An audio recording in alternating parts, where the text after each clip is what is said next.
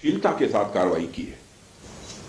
हमने जो लक्ष्य तय किए थे उन्हें ठीक समय तय योजना के अनुसार सटीकता से उन्होंने ध्वस्त किया है और किसी भी नागरिक ठिकाने सिविलियन पॉपुलेशन को जरा भी प्रभावित न होने देने की संवेदनशीलता भी हमारी सेना ने दिखाई।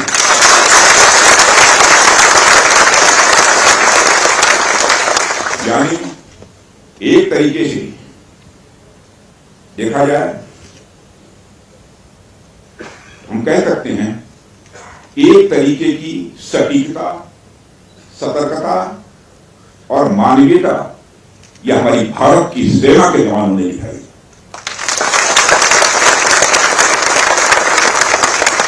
इसके लिए मैं हमारे सेना के जवानों और अधिकारियों को पूरे देश की ओर से मैं साधुवाद देता हूं और सेना को संपूर्ण संबल प्रदान करने के लिए अपने प्रधानमंत्री माननीय नरेंद्र मोदी जी को भी मैं साधुवाद देता हूं।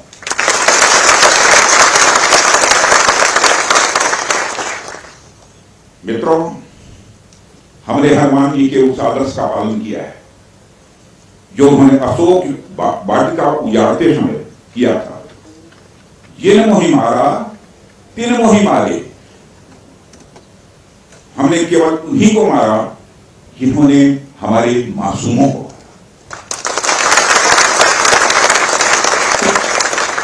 साथियों, प्रधानमंत्री श्री नरेंद्र मोदी के नेतृत्व में हमारी सेनाओं ने ऑपरेशन सिंदूर लॉन्च करके पहले की तरह ही इस बार भी आतंकियों को ट्रेनिंग देने वाले कैंप को तबाह करके करारा जवाब दिया है।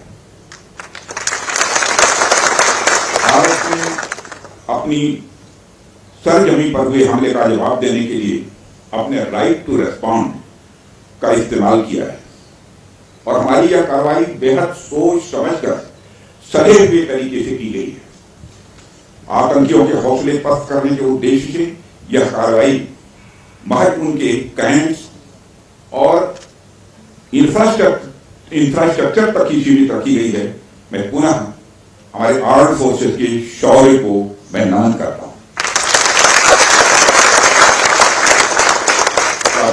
आज बॉर्डर रोड ऑर्गेनाइजेशन के 66वें फाउंडेशन डे पर आपके भी उपस्थित होना मेरे लिए गौरव का विषय है और यह खुशी की बात है कि आज इस इंपॉर्टेंट डे पर बीआरओ द्वारा निर्मित 50 इंफ्रास्ट्रक्चर प्रोजेक्ट्स का उद्घाटन करने का अवसर भी हमें प्राप्त हो रहा है। मैं आप सभी का आभार व्यक्त करता हूं कि आपने मुझे यहां आमंत्रित किया है। साथियों, किसी भी संस्थान के लिए उसका फाउंडेशन डे यह बहुत ही महत्वपूर्ण हुआ करता है। वैसे भी 65 वर्षों की आपकी जो यात्रा रही है वो बेहद गौरवशाली रही है। इसलिए आज का दिन उस गौरवमयी यात्रा को याद करने का दिन है। इसके साथ साथ यह दिन ठहर कर सोचने का भी दिन होता है कि अपनी अब तक की यात्रा में हमने क्या क्या हासिल किया है और यह हमारी अब तक की कार्य प्रणाली का विश्लेषण करने का भी यह दिन है। साथ ही यह एनालिसिस करने का भी दिन है कि भविष्य में हमारी राह क्या होनी चाहिए। साथियों, मैं देख पा रहा हूं कि वीडियो कॉन्फ्रेंसिंग के माध्यम से देश के अलग अलग क्षेत्रों से हमारे कई साथी जुड़े हुए हैं। अक्सर हम उद्घाटन के अवसर पर बड़ी बड़ी संस्थाओं का और बड़ी बड़ी एजेंसीज का नाम तो लेते हैं, परंतु ऐसे कई कर्मयोगी हैं जो पर्दे के पीछे रहकर काम करते हैं। इसी प्रोजेक्ट को पूरा करने में उनका योगदान भी बेहद महत्वपूर्ण होता है। इसलिए मुझे लगता है कि आज का दिन उनके योगदान को एक्नॉलेज करने और एप्रिशिएट करने का भी दिन है। साथियों, आज जम्मू कश्मीर, लद्दाख, सिक्किम, मिजोरम, अरुणाचल प्रदेश, पश्चिम बंगाल और राजस्थान में कई प्रोजेक्ट्स का उद्घाटन हुआ है। कहने को भी हम सारे फिजिकल इंफ्रास्ट्रक्चर हैं, लेकिन मैं इन्हें सिर्फ फिजिकल इंफ्रास्ट्रक्चर ही नहीं समझता। हमें जो सड़कें दिखती हैं, जो पुल दिखते हैं, वह सिर्फ दो स्थानों को जोड़ने वाले नहीं होते, बल्कि वह लोगों के दिलों को जोड़ने वाले होते हैं।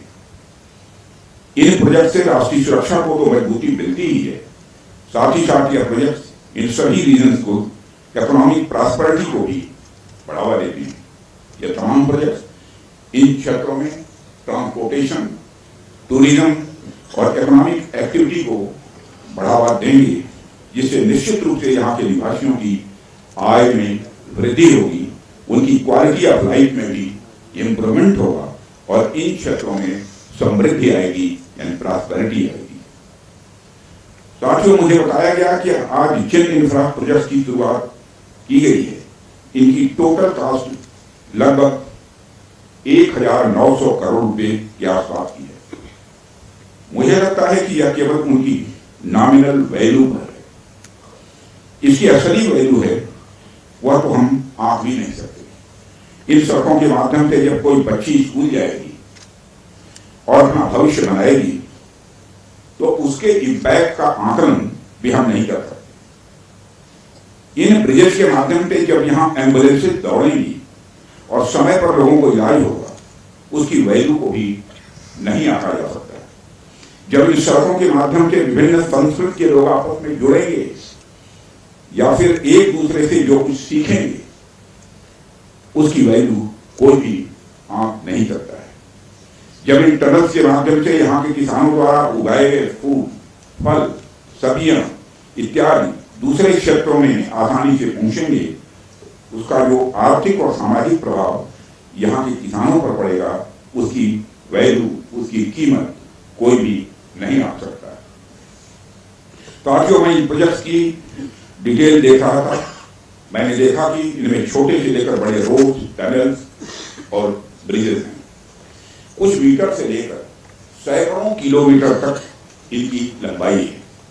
हालांकि उनकी लंबाई से कोई खास फर्क नहीं पड़ता। कोई पुल अगर छोटा है, कोई सड़क यदि छोटी है, तो इससे कोई खास फर्क नहीं पड़ता, क्योंकि दुनिया की लंबी से लंबी जो यात्राएं होती हैं वह सिर्फ एक छोटे से रास्ते से ही शुरू होती हैं। इसलिए इन प्रोजेक्ट्स की कीमत, इनकी वैल्यू सिर्फ इस बात से नहीं आंकी जा सकती क्या फाइनेंशियली या फिजिकली कितना बड़ा प्रोजेक्ट है और यह कितना छोटा प्रोजेक्ट है।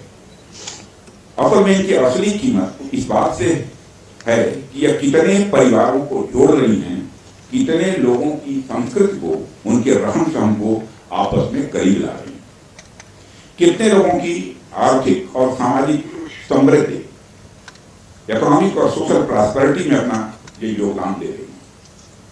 यह प्रोजेक्ट लोहे, कंक्रीट या कोलतार से बनी हुई एक संरचना भर नहीं है, बल्कि यह एक कमिटमेंट है, यह एक प्रतिबद्धता है सीमावर्ती क्षेत्र के विकास का।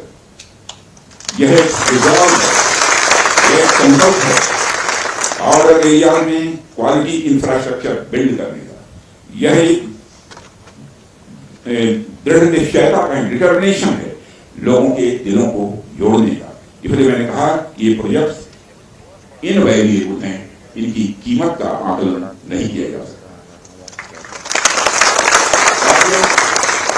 प्राचीन काल से ही मार्ग मानव सभ्यता के विकास में बड़ी महत्वपूर्ण भूमिका